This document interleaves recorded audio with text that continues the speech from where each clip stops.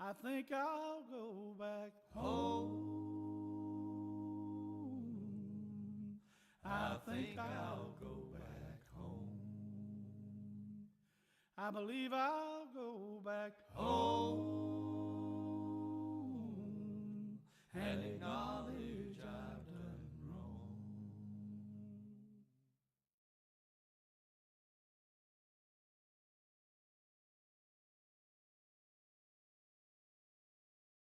Well, when I left my father's house, I was supplied. I made a mistake and I did wrong. Now I'm dissatisfied. I think I'll go back home. I think I'll go back home. I believe I'll go back home and acknowledge I've done wrong. What have I gained by sin, he said, but hunger, grief, and fear? My father's house abounds in wealth, and I'm a starving here. I'll go back to my father's house. I'll fall down on my face, saying I'm unworthy to be called your child. I'll just take a servant's place. I think I'll go back home.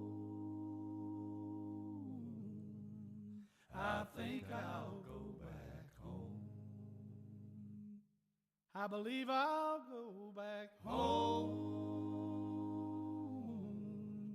and acknowledge I've done wrong. My father saw me coming. He met me with a smile. He threw his arms around me, saying, "Here's my wandering child."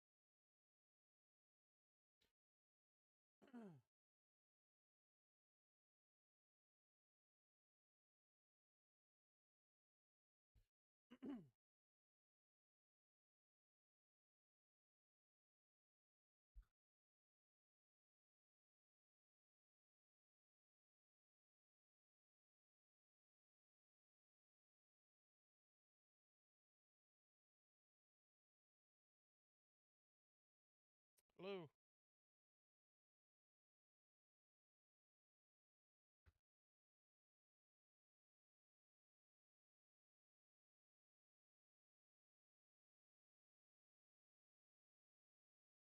Turn the volume up a little bit.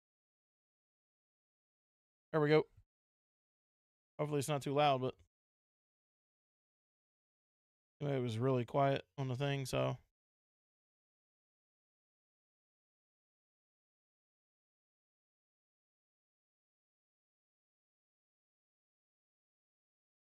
all right, guys, we're going to give it just a minute before we get started. Give time, everybody time to listen. So if you guys will just bear with me just for a minute or two.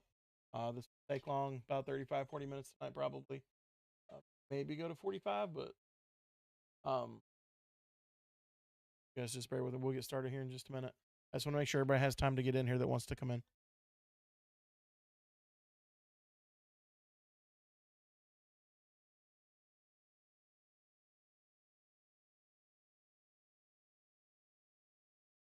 Just real quick, if you guys are new, if you're not following yet, go ahead and follow. If you're on YouTube, go ahead and subscribe because we do Bible study every Monday night at 6 p.m. Eastern Standard Time. So if you want to get the notifications or the alerts of when we are live, follow. Best way to do it.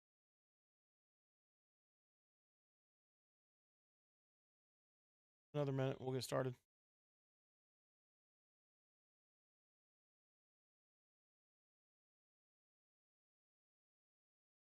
Just another minute, we'll get started. We're not gonna take too long. We're not gonna wait very long, I should say. But,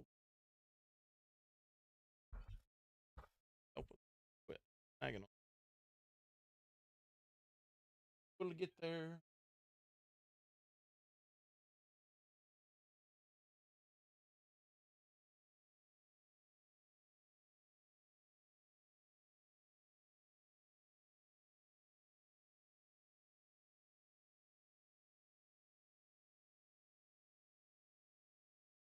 Yeah, maybe that's better.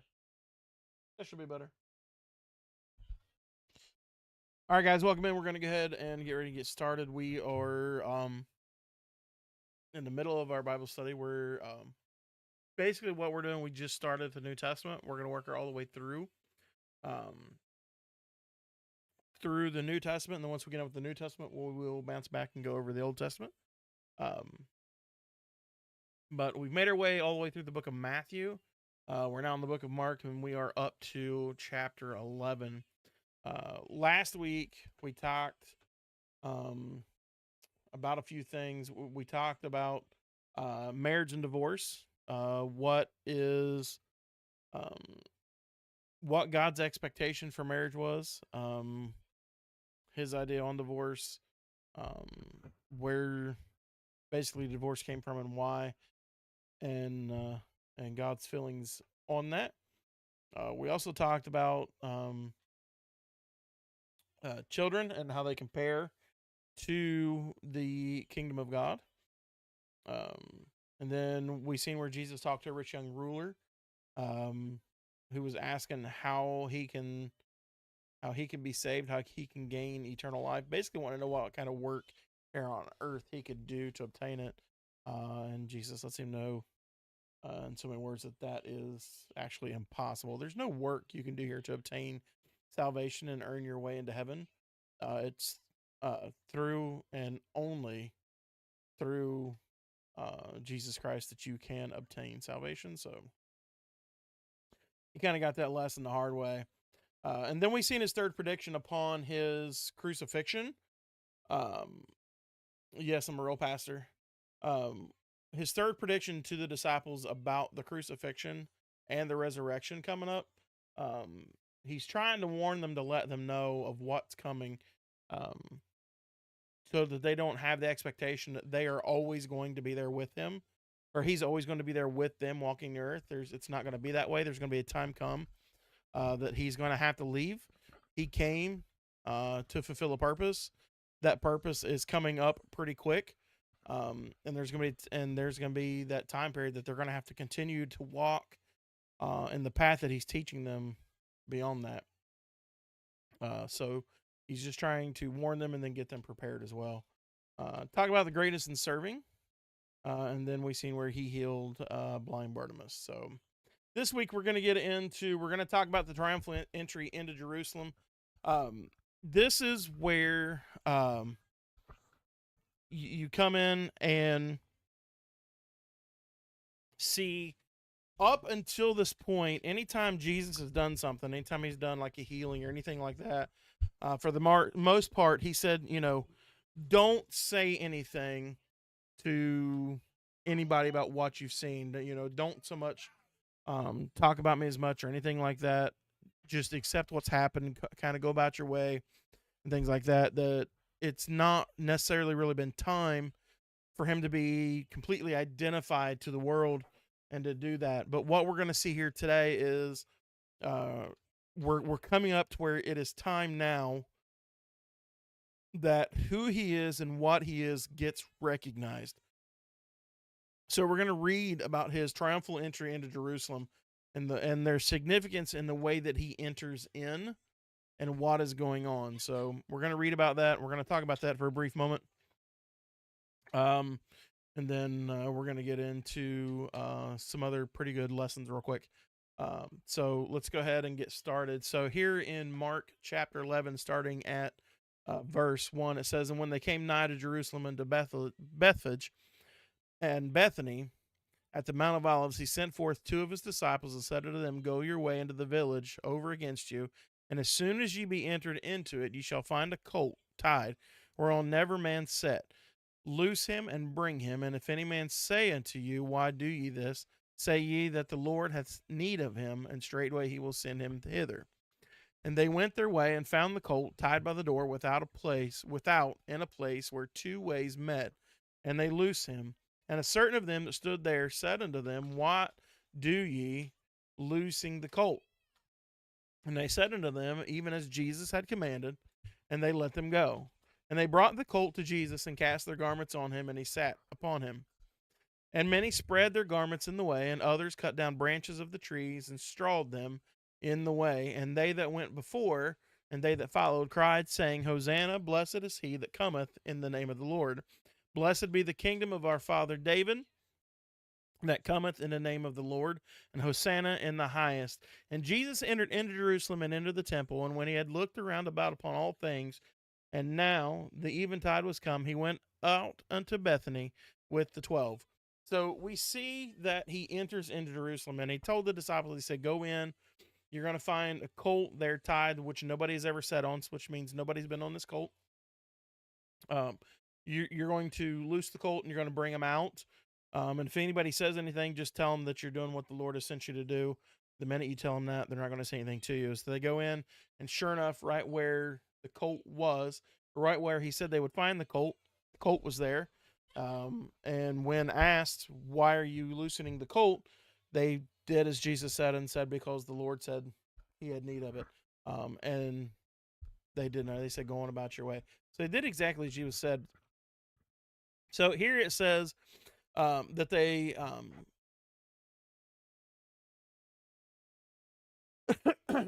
that they brought the colt and they cast their garments on him and he sat upon him. So they put basically the padding stuff over the colt, stuff for Jesus to ride on. And it says they spread their garments in the way, and others cut down branches of trees and strawed them in the way. When anybody of high caliber or royalty or anything like that would enter into the city, they entered in a certain way. So they entered in on a steed, a big horse, whatever. And they would come in, and they had slaves or followers that would take palm tree leaves and they would wave them, kind of like what you see like in the old in the movies where they show like the Colosseums and the Egyptian big amphitheaters and stuff. And when they would come in, you see the slave waving the palm tree and feeding the grapes, kind of the same thing minus the grapes. So they were waving palm trees, and they would lay them down so that he could walk across them, and basically kind of like it's more or less our version of laying out the red carpet. You know how when royalty comes in, the red carpet is rolled out and they walk on the red carpet. It's a great significance. This was more or less that version of that when Jesus came into town, and he entered this way on purpose to make a statement. This was identifying and showing his authority and his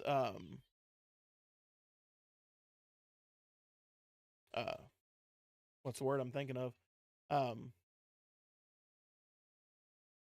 His authority, his deity, and I can't think of the other word. I've lost it that quick. It's on the tip of my tongue, but I can't think of it. But anyway, this shows all of that, and that they would cry. They followed him crying, saying, Hosanna, blessed is he that cometh in the name of the Lord. This is showing his where he is the Messiah, his relationship to God, while the other was showing the relationship. And notice they said in here, it said that blessed be the kingdom of our father David, showing that authoritative figure with royalty, which happens to be the word I was thinking about a minute ago. I couldn't spit out. Showing that his royalty relationship with David, because he does come from David the bloodline, which gives him that authority of royalty. So you have that, and it says that he comes in the name of the Lord, showing that his relationship with God there. And it says Hosanna in the highest, which means he is higher or above all, even Caesar or any of those that you consider that they would consider now then at that point in Jerusalem, in the Jews, the Pharisees, the Sadducees, the chief priests, high priests, those were the highest ranked in their custom or in their area, and they would, though it was kind of showing that he was basically over them as well. So it said, when he entered in Jerusalem and into the temple, he went and looked round about upon all things, and now the eventide was come, he went out unto Bethany with the 12. On the morrow, when they were come from Bethany, he was hungry. And seeing a fig tree afar off, having leaves, he came, if haply he might find anything thereon. And when he came to it, he found nothing but leaves, for the time of figs was not yet. And Jesus answered and said unto it, No man eat fruit of thee hereafter forever. And his disciples heard it. So he comes, he's hungry, he sees a fig tree off in the distance. He goes to the fig tree hoping to grab something off of it to have something to eat. When he gets there, there's nothing there. So he basically says, No man eat fruit of thee hereafter. And his disciples heard it. The tree withered up, is what happened. Because the tree did not bear fruit, it's worthless. If you plant an apple tree, or if you plant a pear tree in your yard, the purpose of doing this is to eventually down the road have apples or pears. That's the whole purpose of having them. I don't know anybody else that plants apple trees for anything else other than to have apples. So if you're planting a whole row of apple trees, and you go out when the apples are supposed to be on the tree and there's no apples there, there's no purpose for that tree. It's pointless. If it's not going to bear the fruit that it's meant to bear, the tree is no good. So what Jesus done was killed the tree, withered it off. We're going to talk about that more in just a minute, so don't think I'm just leaving you hanging there. There's going to be more to that in just a minute. So it says, and they come to Jerusalem, and Jesus went into the temple and began to cast out them that sold and bought in the temple, and overthrew the tables of the money changers and the seats of them that sold doves, and would not suffer that any man should carry any vessel through the temple. So I want to talk about this just a little bit. He went into the temple, and they were selling doves and animals and everything else in there. And he went in and he got mad. He overturned tables and he threw them out. He got rid of all of them. This can be a touchy subject, but I'm just going to more or less tell you how I feel about it, how I feel it should be, and just kind of leave it at that and let things go. But the biggest issue here is money being dealt in the temple. Now, what they were doing was they were selling animals for sacrifice, which had tainted the sacrifices that were supposed to have happened, because until Jesus gets crucified and resurrected, the Israelites, all the way up to this point, had to do sacrifices every year. But the sacrifice was supposed to be done in a certain way. The animal had to be taken care of in a certain manner, had to been separated, untainted, untouched, without spot or blemish, all of that stuff. They were to be pure, honest sacrifices, and the best of the group of that animal, the best of the sheep, the best of the cattle, whatever. They were to be the best, and again, separated and kept in certain condition and well taken care of, to be sacrificed to the Lord. But down throughout the years, those sacrifices had gotten warped. Instead of giving God the best, they were just dealing with, they were more or less they were giving the runt of the litter, or one that wasn't good, or it was no longer the best and well taken care of. And it even got so bad that now they would just, I kind of look at this in a sense of, our fast food restaurants. Back in the old days, before restaurants came along, every bit of food was fixed at home. If you ate, it was dinner made at home and put on the table. Well, now everything's kind of that we just run down to McDonald's and grab a burger, or Taco Bell and get a taco or whatever. We just run down the road. Takes 10-15 minutes, drop a little money, and we have what we want out of it. And something that's very interesting about all this, I'm sure everybody agrees with me on this, maybe not, but the hamburger that I get at McDonald's is nothing in comparison to a hamburger that I would get if I had hamburger and made it at home. My home hamburger would definitely taste better. It would be thicker.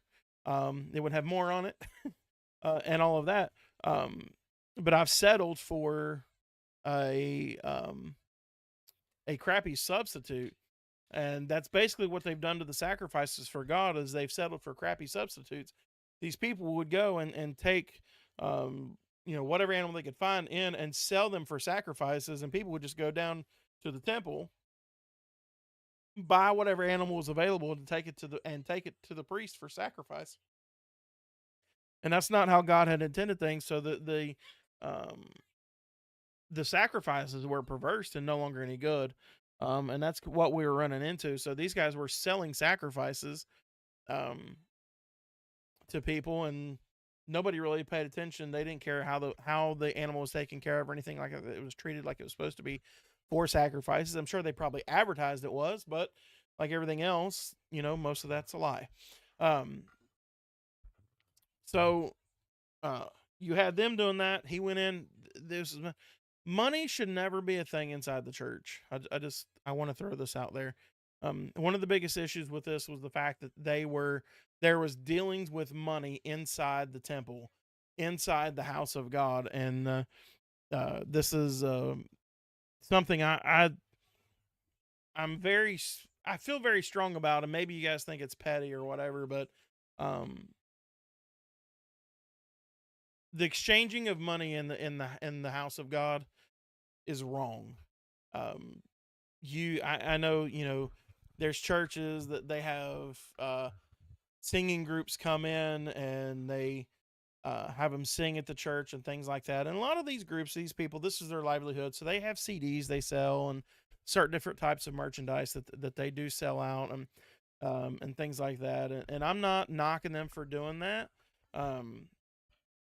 But one place that stuff definitely does not belong is inside the sanctuary, inside the temple. I just don't believe that stuff should be sold on the inside.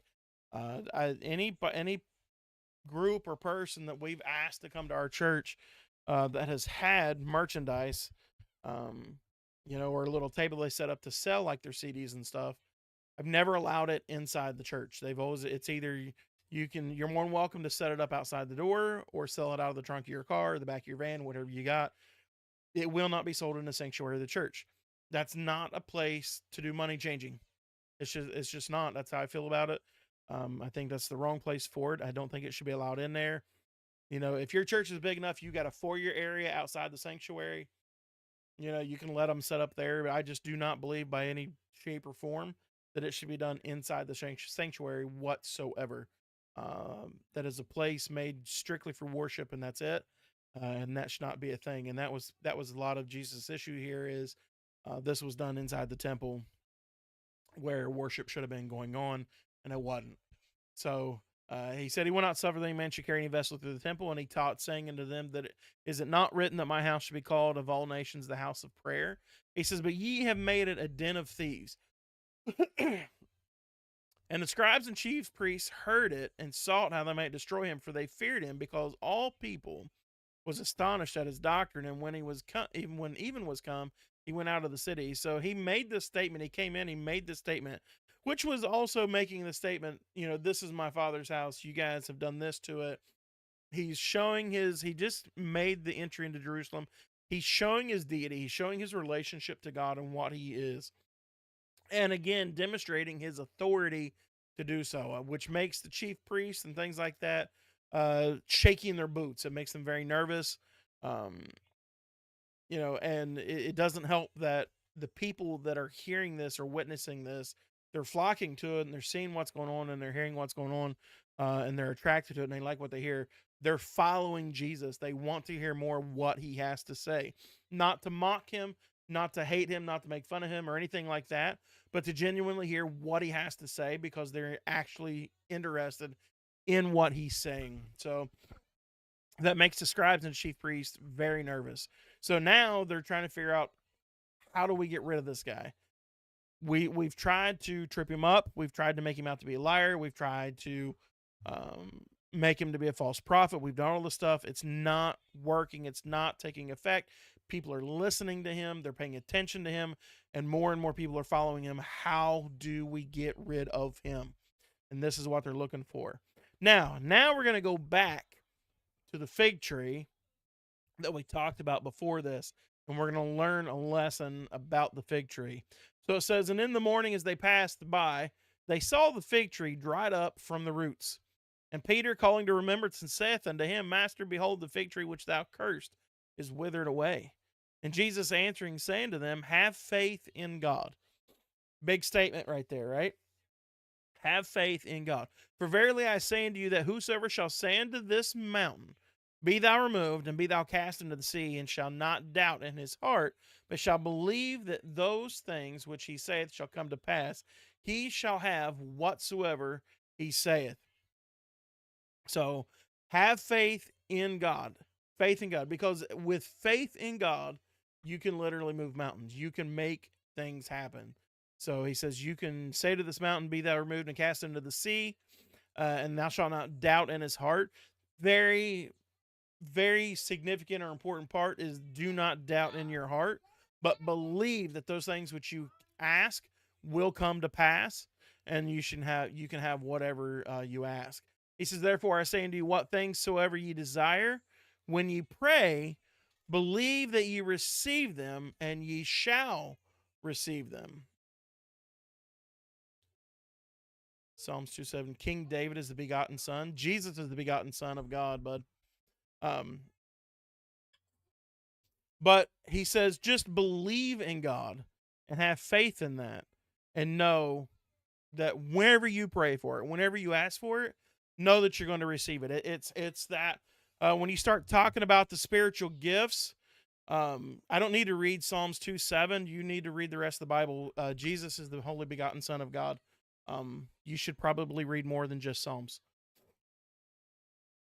You're not my bud. Okay, toodles. Bye.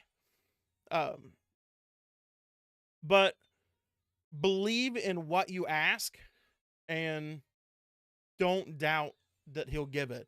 I think one of the biggest things that we struggle with is we ask for something that seems so extraordinary. We ask for something that we feel is beyond reach, but yet we ask for it because the Bible says ask for it. But when we ask for it, we doubt that we're going to receive it. We don't follow up with the faith in God that he can and will deliver. He's very much able to deliver anything that we ask for. Based on our faith determines whether he will or not. So he wants to know that you have that faith. He wants to know that you're going to trust in him.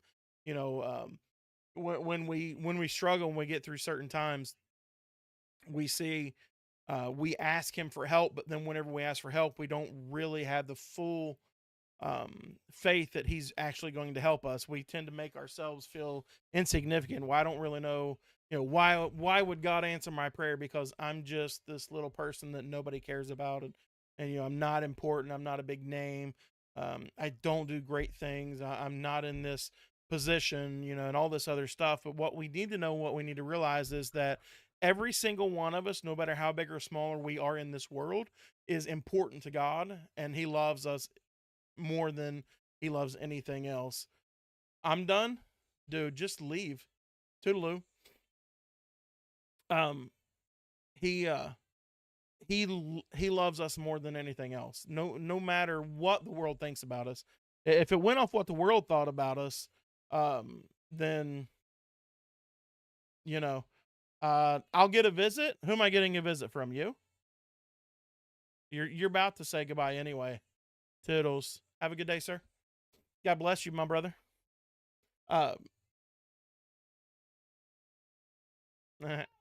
That's your exit. Anyway, so he says, whatsoever you desire when you pray, believe that you receive them and you shall have them. Just have faith. He'll give it to you. He says, when you stand praying, forgive. If ye have aught against any, that your Father also which is in heaven may forgive you your trespasses. But if you do not forgive, neither will your Father which is in heaven forgive you your trespasses. So we cannot pray with malice and hate in our heart and expect God to answer our prayers. What we need to do is whatever the person, whoever or whatever that we have that malice against, that we have that ought against, that we have that issue with, we need to forgive, because we are to demonstrate the same type of love that God demonstrated for us when he forgave us of our sins. So just forgiveness, man. Forgiveness is key. You live a lot happier life if you can if you can do forgiveness. And in all reality, anyway, keeping things bottled up and dealing with and keeping that hate in your heart and that malice in your heart is not going to do you any good away. You're going to stay stressed. It's going to keep your blood pressure raised. It's just not healthy. Forgive. You're going to deal with people every day and all day long that are going to talk about you either in front of you or behind you. There's going to be those that try to come against you and all that stuff. Don't let that stuff get you, and don't sit there and let that just build up inside of you and live there. It's no good. You can't do nothing about it. People are going to talk. You can't stop them. Let them do their thing. Go on about your day and be happy about what you are and who you are and what God has done for you. Focus on the good things. Don't let that stuff drag you down. Keep your eyes on the prize. Work to get to heaven, and be happy through life. That's the best thing that you can do. And the best way to get back at somebody that's trying to drag you down is stay up. Anybody that's trying to knock you down, the best way to get even, the best way to upset them is to stay up. They trip you, continue walking. Don't sweat it. Don't let them do that to you. I know it gets tough sometimes. It gets hard. I've been there myself. I have my own ups and downs, and I struggle with the same thing too. But what we need to keep in mind, same thing I have to keep in mind, is it's not worth it. None of it's worth it. These people, they're not worth risking my way into heaven to feel a certain way about them or to try to get even with them, or they're just not worth it. Focus on the Lord, keep your focus there, and work to get to heaven. That's all that matters. So now we're going to see where his authority is questioned. It says, they came again to Jerusalem, and as he was walking in the temple, there came to him the chief priests and the scribes and the elders, and they said unto him, by what authority dost thou these things? And who gave thee this authority to do these things? By what authority do you have this, and who gave you authority to do so? So, they're basically just wanting him to say it out loud, which allows them to accuse him of blasphemy and have him put to death. So it says, Jesus answered and said unto them, says, I will also ask of you one question, and answer me, and I will tell you by what authority I do these things. He says, I'm going to ask you a question. If you answer my question, I'll answer your question. I'll tell you by what authority I do these things. So Jesus' question is this. He goes, the baptism of John, was it from heaven or of men? And he says, answer me. This is probably the best question he could ever ask them, because they have no way of answering this. Either way it goes, they're doomed. So it's like it's the perfect question. They know the answer. They know the truth, but they can't say the truth because it's going to cause an issue one way. They can't lie and say it's something different because it's going to cause an issue another way. So he says, they reason with themselves, saying, if we shall say from heaven, which is the truth, he will say, why then did you not believe him? Why didn't you believe what John the Baptist was teaching? Why didn't you believe what he told you? Because if it was from heaven and you believed it, then you should know who I am, right? He says, but if we shall say of men, they feared the people. For all men counted John that he was a prophet indeed. People knew that John was a prophet. They knew he's a prophet of the Lord. They knew what he preached was true and everything like that. And John had a lot of followers. So they're like, if we say it's from heaven, we're doomed, because then we're going to question, why didn't we believe him and accept Jesus for what he really is and who he really is? But if we say if it's of men, then they're going to offend the people, because there's a lot of people that knew what John really was. So now they're stuck either way. So it says, they answered and said unto Jesus, we cannot tell. We can't answer that question. They have no way to answer. There's no good way to turn out for them to answer it other than to refuse to answer. And because they refused to answer, Jesus answering said unto them, neither do I tell you by what authority I do these things. He says, if you're not going to answer my question, I'm not going to answer yours. Because the minute they say from heaven, and he says, well, then why didn't you listen to what John said? That means they have to acknowledge what John taught, what he preached, acknowledge that Jesus is the Messiah, right? And then they have to acknowledge the authority of Christ and what he's there to do. They have to acknowledge that he is the Son of God and has the authority to do what he's doing. And then that just deletes everything on their side. That takes out everything for them. They have nowhere to go. So, all right. That's, like I said, it was a short one this week, 35 minutes. I said 35, 40 minutes, maybe 45. That's not bad, good timing. We even gave it 5 minutes before we got started. So, that's chapter 11. We're going to get into chapter 12 next week. We're going to talk about a couple things. We're going to read some parables. And then we're going to see. Yeah, we're going to read a parable. We're going to get into some good stuff next week. Next week might be about 10 or 15 minutes longer. I don't know. I'll try to do my best to keep it down, though. We'll find out, though. Listen, guys, don't forget, we do this every Monday night at 6 p.m. Eastern Standard Time. Do me a favor. If you're going to come in and troll, don't. Just don't. Just come hang out and listen to the Bible study. If you do troll, you're going to get deleted like that guy did. So thank you guys for hanging out with me. I appreciate y'all. Y'all have a good night. God bless. And I will see everybody next week.